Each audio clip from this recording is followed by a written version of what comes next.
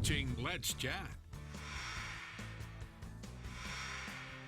Another few minutes here with Stuart James and Marsha Yessick, sort of a preview of what we can expect from the presidential debate tonight that begins at 9 o'clock right here on CBS. I want to ask you both about the controversy surrounding Amy Coney Barrett, of course, the nominee for the Supreme Court that is getting, I think they're voting on her right now, and then it goes to the next stage.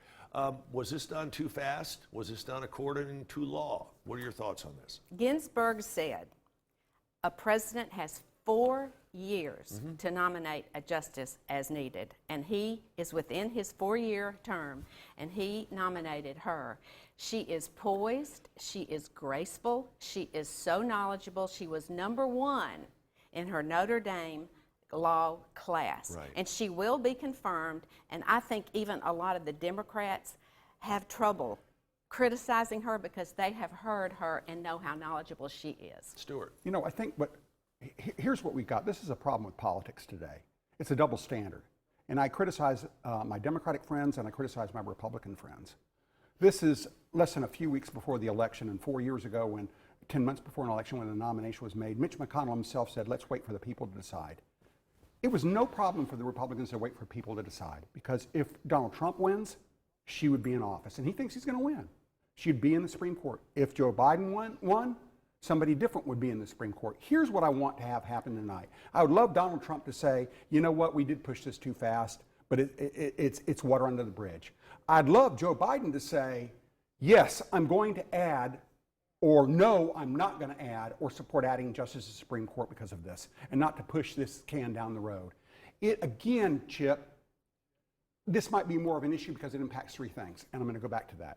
Healthcare, the economy, and people's rights. We'll see how that one plays Well, out. let's talk about some of the promises made and the promises kept that Trump has done. I have a list here, and it is remarkable what all he has done. Pick your top 5. Pick your top 5 on the list. Top 5. Well, let's talk about the wall, because that was such a huge issue last time, and that was what everyone chanted at every event. And now he is getting more people at these events than ever before. Build the wall. He's built 420 miles of wall, 10 miles a day. It's higher and it's deeper than any wall has ever been, and it is helping illegal immigration. And they're not coming in swarms like they were. We want legal. We just don't want illegal. So that's number 1. Lowest unemployment in 50 years ever for blacks. And by the way, we might get as much as 20% of the black vote this time. Lower than ever for Hispanics and for women. Those are number 2. You want to respond to this, Yeah, Stuart? You got 30 seconds. Wall, fake news. Mexico didn't pay for it. He's built 317 miles of wall. There's over 1,700 miles of border. It's been a flop. It remains a flop. Unemployment. The unemployment figures are changing. This pandemic economy has been poorly handled by the president. There are people in the service industry, the restaurant industry, the travel industry that are just unemployed and can't work. All right. Final question for you. You got 60 seconds in the room alone with Joe Biden. You know he's going to take your advice. What are you telling? I say stay on message. You know what? He's got to talk about the economy and his plans for the economy. Whether it's good or bad, or Republicans or Democrats disagree with it, he's just got to stay on message. Number 2, he's got to talk about health care. This is a big issue with people. They are afraid. People are not going to restaurants. They're not going to hotels. They're not doing what they normally did. Talk about health care and how he's going to help health care, not only with the coronavirus, but preserving health care for all Americans. Well, he wants to shut down the economy. And number 3, and that's not true, and number 3, I think what he does is he stays on national security and says, you know what?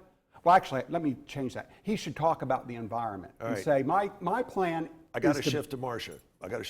You have the same opportunity, 60 seconds with your candidate. They're going to take your advice. What do you tell him? I would say he needs to talk about his promises made and his promises kept.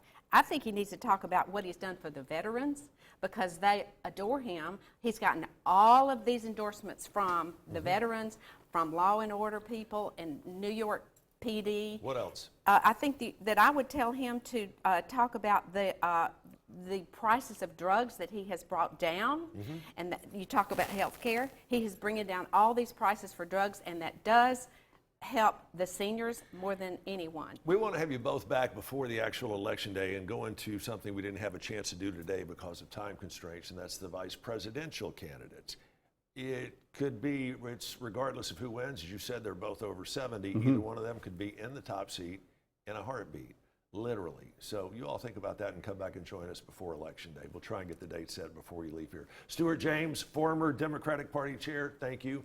Marsha Yessick, thank you. Great to see your Thank you, business Chip. right down here from us on Broad Street. We got to go. We'll see you back here tomorrow morning with special guest Mike Keith. Join us at 10 for Let's Chat.